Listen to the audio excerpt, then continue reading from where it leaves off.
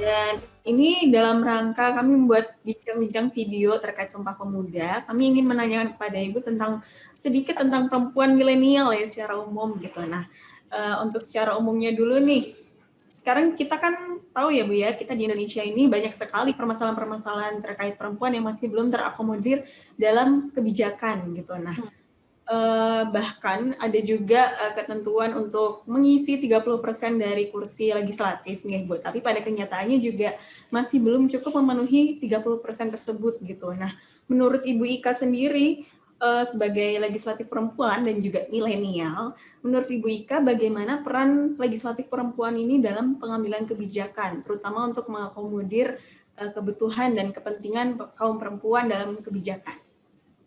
Jadi yang pertama, awalnya kalau menurut saya, jadi perempuan itu butuh politik dan politik itu butuh perempuan. Kenapa? Karena meskipun saat ini sudah banyak banget jabatan-jabatan ataupun posisi strategis yang diampu oleh perempuan, misalnya kayak presiden, kemudian ketua DPR RI, sekarang kita juga perempuan kan, ketua DPRD, kemudian kepala daerah juga banyak yang perempuan dan banyak sekali jabatan strategis, tetapi memang di belakang itu masih banyak sekali kendala yang dihadapi oleh para perempuan-perempuan ini.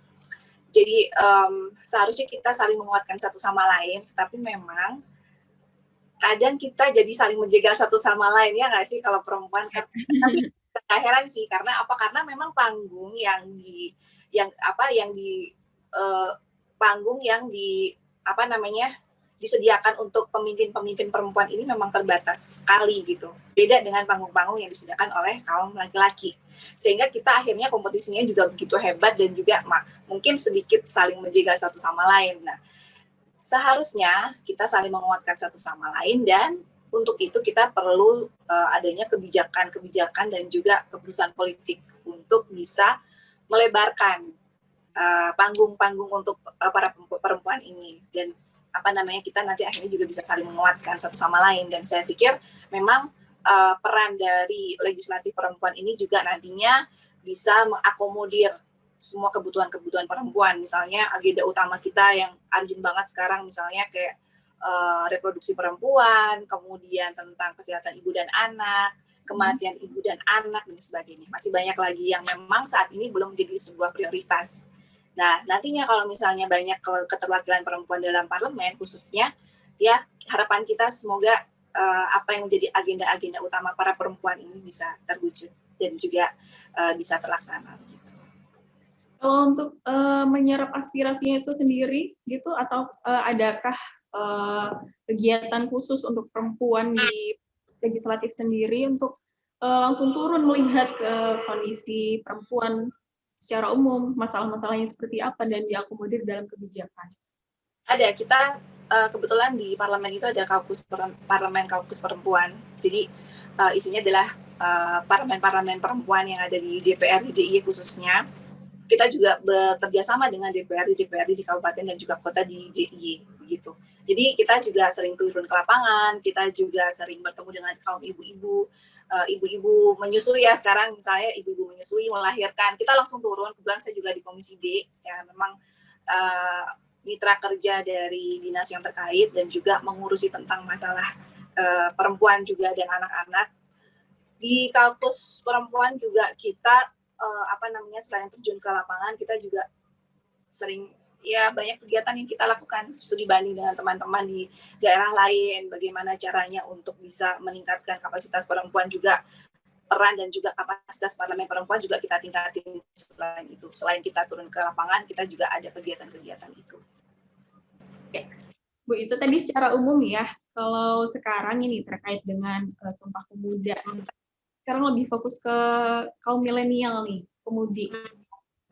Dari data BPS tahun 2019 itu jumlah penduduk perempuan ternyata didominasi oleh usia 15-40 tahun, yang itu artinya berarti banyak sekali perempuan-perempuan produktif yang ada di Indonesia gitu. Nah, menurut Ibu, seberapa pentingkah keterlibatan pemudi-pemudi ini, kaum milenial perempuan ini dalam tatanan pemerintahan, terutama untuk pengambilan kebijakan, mungkin melalui NGO atau mungkin melalui turut andil dalam legislatif seperti Bu Ika atau bagaimana?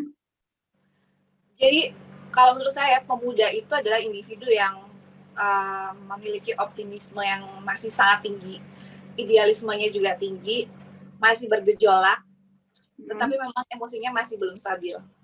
Tapi justru itu yang kita butuhkan untuk pembangunan Indonesia saat ini, tentunya untuk dalam masa globalisasi ya.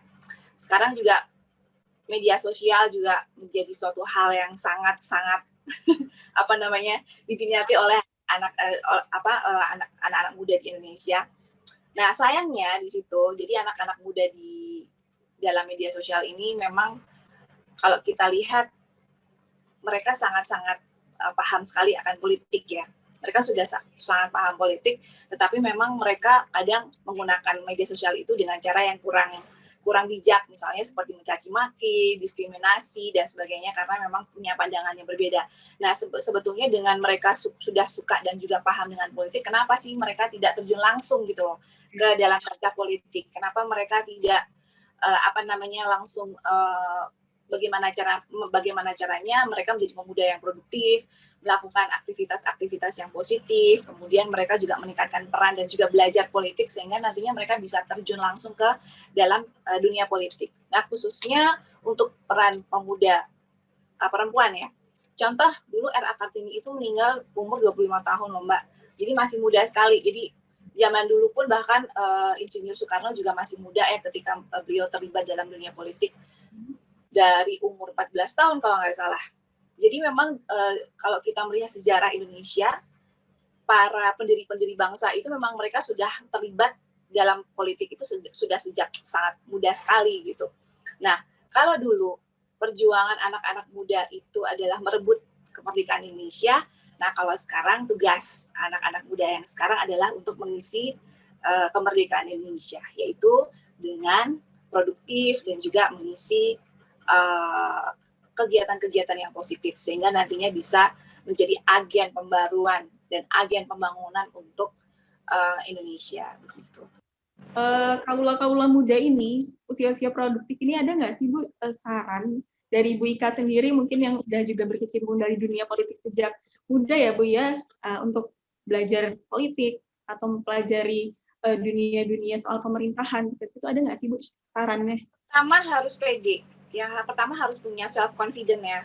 Dan juga kita kadang ya perempuan itu suka rendah diri gitu. Tapi nggak sih kita tuh suka merendahkan diri sendiri. Maksudnya kita suka nggak pede sendiri gitu. Karena ketika nanti kita punya kompetitor laki-laki, kita kadang juga udah yang skeptis memang betul. Tetapi kalau kita pede dan juga kita punya bekal yang kuat, kita punya mental yang baja nantilah yaitu ketika kita sudah punya jam terbang. Tapi pertama kita harus punya self confident untuk bisa maju dan kita juga memang punya visi dan misi untuk memajukan peran perempuan nanti di dalam pembangunan begitu. Mungkin ada pesan dari Bu Ika Liga Legislatif Perempuan kepada pemuda-pemudi kita, terutama untuk perempuan yang ada di DIY, terkait untuk pembangunan bangsa ini seperti apa? Mulai dari lingkup kecil mungkin atau bagaimana? Okay. Yang pertama tadi harus punya self confident. Yang kedua kita harus paham value yang ada dalam diri kita sendiri. Kita tuh punya kelebihan apa yang bisa kita bisa kita kasih kepada negeri kita ya. Dan bukan selalu hal yang besar, tapi dari hal yang kecil kita bisa lakukan, kita bisa kontribusi kepada pembangunan. Nggak usah pembangunan negara yang artinya luas, tapi paling tidak pembangunan ke daerah kita masing-masing gitu ya. Terus setelah kita tahu value kita, ya gimana ya? Jadi pokoknya intinya sekarang kita lupakan paradigma bahwa laki-laki itu lebih hebat. Ketika ada laki-laki yang sukses itu selalu dibilang hebat, tetapi ketika ada ada perempuan yang sukses selalu dibilang kita ambisius. Paradigma seperti itu kita lupakan saja dulu ya, kita nggak usah dengerin, yang penting kita pede dan kita punya niat yang baik untuk memajukan bangsa dan negara kita. Gitu.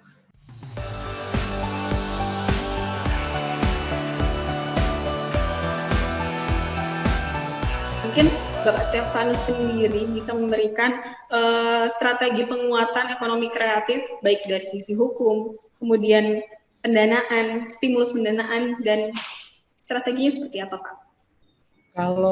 Kalau dari dari anggota dewan sebagai fungsinya dan tugasnya ya pastinya membuat aturan yang yang mendukung kemudahan bagi anak muda dalam berbisnis ya, berbisnis atau berusaha.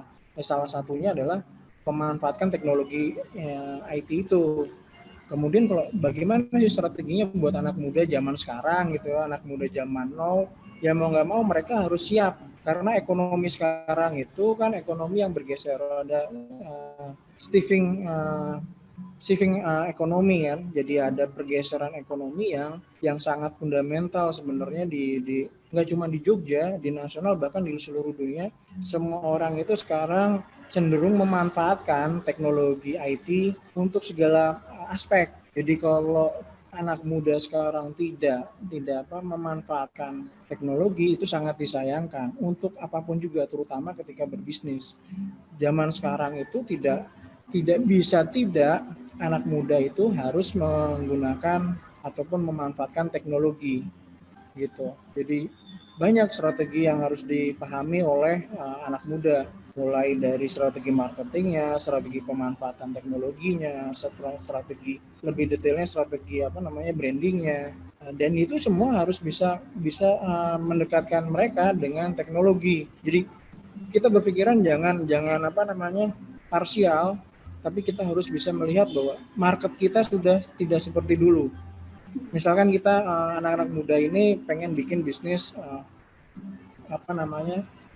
kreatif gitu ya, bisnis kreatif ya.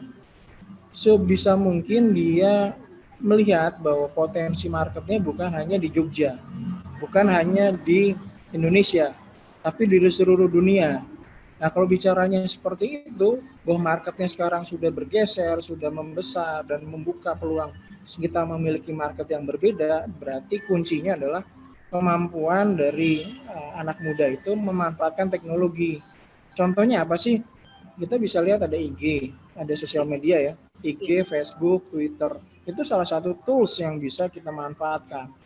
Ada platform yang lain yang bisa dimanfaatkan juga. Kita bisa berkolaborasi dengan berbagai macam platform yang bisa kita gunakan. Jadi pemahaman kita terkait dengan teknologi, bagaimana mengkombinasikan antara teknologi dengan strategi bisnis itu memang harus dipahami oleh anak muda sekarang. Jadi kalau anak muda sekarang pengen maju, bagaimana sih kita mengisi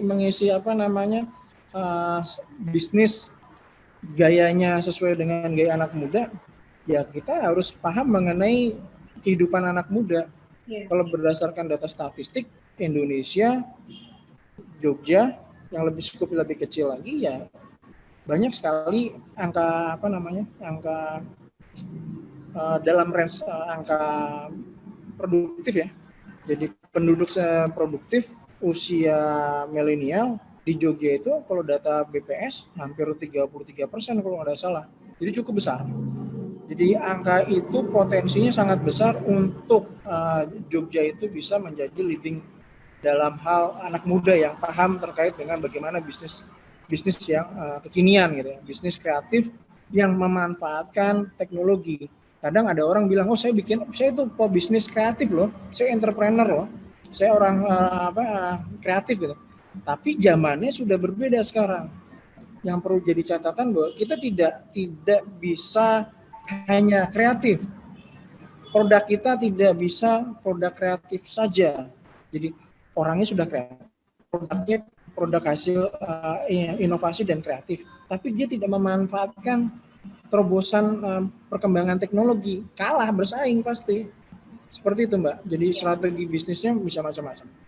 Itu strateginya Pak. Kalau dari sisi pendanaannya sendiri ada stimulus seperti apa yang diberikan oleh DPRD gitu, legislatif, terutama terkait pendanaannya Pak? Kalau dari sisi anggota dewan, memang fungsinya tidak bisa secara langsung memberikan stimulus kepada UMKM atau anak muda, tapi melalui aturan yang mendorong munculnya anggaran-anggaran yang bisa diakses oleh UMKM atau anak muda melalui program-program yang nantinya dikolaborasikan oleh eksekutif. Dalam hal ini adalah OPD terkait gitu. Jadi apa yang sudah dilakukan? Salah satunya adalah kita mendorong pemanfaatan teknologi melalui kita dorong ada perdanya. Kemudian terkait dengan pemerintah pusat juga banyak program-program terkait dengan UMKM, pebisnis pemula, kemudian anak muda juga. Nah itu sebisa mungkin anggota dewan itu juga melihat antara program nasional, kemudian kita coba lihat juga program yang dilakukan oleh eksekutif, kita dorong, kita memastikan bahwa ada anggaran yang menstimulus ataupun mendukung program nasional dan program di lingkup Jogja, di lingkup DIY maksud saya. Jadi ketika di nasional juga ada programnya, di DIY juga ada programnya, kita mencoba melihat bahwa program kerja dari eksekutif itu memang benar-benar sesuai dengan perkembangan zaman dan itu memang ada anggarannya. Jangan sampai hanya program tapi tidak ada anggaran. Atau sebaliknya kita punya anggaran tidak ada programnya. Jadi memang tugasnya anggota dewan itu adalah memastikan bahwa jalannya pemerintahan di DIY itu bisa inline juga dengan program-program ada yang di nasional. Walaupun kita memang terfokus kepada tanggung jawab memperhatikan bahwa program-program di DIY itu harus sesuai dengan rancangan program yang sudah ditentukan oleh Pak Gubernur juga yang dibahas bersama oleh anggota dewan. Nah, terkait dengan pemulihan ekonomi di masa pandemi ini, Pak. Nah, peran pemuda ini penting sekali ya, Pak, untuk membantu stimulus ekonomi, terutama di pemerintahan daerah, terutama di DIY itu sendiri. Dan tipsnya sebenarnya ada nggak sih, Pak, tips dari Bapak Stefanus sendiri untuk memulai bisnis digital bagi anak muda? Ya, kemarin beberapa kali saya keliling ketika pandemi ya, keliling ke beberapa lokasi, entah itu di kelurahan, di kecamatan, di komunitas juga gitu kan, keliling baik secara pribadi maupun komisi A. Saya menemukan gitu, melihat bahwa ternyata di Jogja itu ada semangat kemandirian, ada semangat solidaritas gitu di antara mereka. Contohnya adalah ada komunitas yang membuat salah satunya ada platform jualan bersama platform jualan bersama yang kalau kita ingat waktu di bulan April, Mei, Juni gitu kan orang pada takut keluar mereka nggak berani untuk beraktivitas. Grafik COVID juga mengkhawatirkan gitu kan. Jadi masyarakat jadi kurang berani untuk beraktivitas, tapi ada kawan-kawan yang melihat bahwa kalau seperti ini terus akan membuat perekonomian akan benar-benar jatuh, masyarakat akan benar-benar terpuruk. Maka dibuatlah suatu platform yang menghubungkan antara pemilik barang dengan masyarakat yang membutuhkan. Platform itu dikembangkan oleh masyarakat di Jogja, ada beberapa komunitas yang terlibat, dan kalau nggak salah sih pasar.id kalau nggak salah ya. Gerakan semacam itulah yang sebenarnya dibutuhkan untuk Jogja. Jadi gerakan solidaritas bersama, bergerak bersama untuk mewujudkan kesejahteraan. Ketika kondisi COVID, kita juga harus bergandengan tangan, dalam arti kita harus bergerak bersama ya. Jangan kita menyalahkan salah satu pihak atau pihak yang lain, tapi kita sebisa mungkin bergerak bersama. Jadi beberapa kali yang kita temukan di beberapa wilayah gitu ya, karena kita juga sering berkeliling melihat kondisi masyarakat, jadi ada yang menarik dan semangat itu perlu ditularkan. Jadi semangat kebersamaan, semangat solidaritas, membantu sesama, dan pemanfaatan teknologi itu bukan hal yang tabu saat ini ya. Jadi memang harus didorong karena kondisi COVID kita menghindari kontak atau kerumunan ya. Jadi pemanfaatan teknologi ya menjadi salah satu solusi gitu. Seperti itu. Itu berarti kita lihat realitanya secara implementasi sudah cukup baik ya pemuda-pemuda di DIY. Nah, terakhir nih mungkin Bapak berkaitan dengan Hari Sumpah Pemuda, ada nggak sih Pak pesan dari Bapak Stefanus untuk anak-anak muda, terutama di DIY, untuk menggelorakan kembali perekonomian di DIY? Kalau pesan-pesan buat anak muda di Jogja ya, kalau pemuda di Jogja sih saya yakin pemuda-pemudi Jogja, anak-anak milenial di Jogja itu memang sudah keren-keren lah. Mereka paham betul mengenai segala macam isu-isu di nasional maupun di daerah. Dan harapan saya buat teman-teman anak muda milenial gitu ya, anak muda yang seusia saya, yang mungkin lebih muda, yang punya semangat jiwa muda juga, kita harus melawan segala bentuk hoax ya, segala bentuk informasi yang tidak benar, yang membuat situasi di Jogja tidak nyaman, menjadi suatu kondisi Jogja menjadi hiruk pikuk yang ujung-ujungnya menjadi chaos atau munculnya adanya anarki. Jadi penting sekali untuk saat ini anak muda itu memfilter segala macam informasi, dipilah, dicari informasi yang benar. Itu pesan yang pertama. Pesan yang kedua adalah potensi Jogja sangat luar biasa besar, bahwa anak muda di Jogja itu memiliki kompetensi, memiliki jaringan yang bagus. Jadi harus lebih pede, lebih percaya diri untuk menonjolkan bahwa saya ini pemuda Jogja yang memiliki kapasitas, pemuda Jogja yang siap bersaing dalam menghadapi segala tantangan, perubahan ekonomi, perubahan politik, pergeseran strategi bisnis, perubahan segala macam. Karena adanya COVID, ditambah lagi adanya perkembangan teknologi, banyak hal berubah.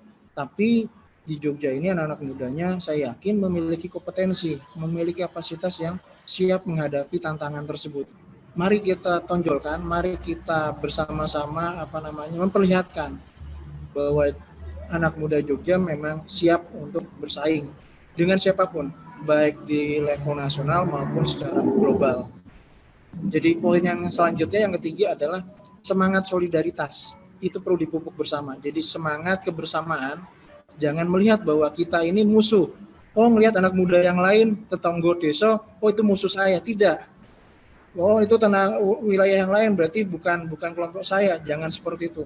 Sekarang itu adalah semangatnya solidaritas. Dan semangat solidaritas itu harus dibangun. Jadi semangat bagaimana kita berkolaborasi. Jadi isunya di negara-negara lain itu bukan lagi kita bersaing, tapi bagaimana kita mampu berkolaborasi dengan segala macam perbedaan. Setiap anak muda itu dibentuk dalam hal yang unik. Orang-orang punya kapasitas yang benar-benar unik. Setiap orang punya kelebihan, memiliki kekurangan.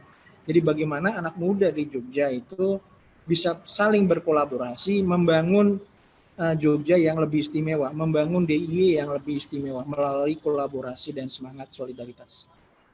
Mungkin begitu saja Pak wawancaranya untuk video Sumpah Pemuda, peringatan Sumpah Pemuda. Kami sekali lagi mengucapkan terima kasih, semoga sehat selalu ya Pak. Ya, terima kasih banyak. Pak. Selamat sore ya Pak.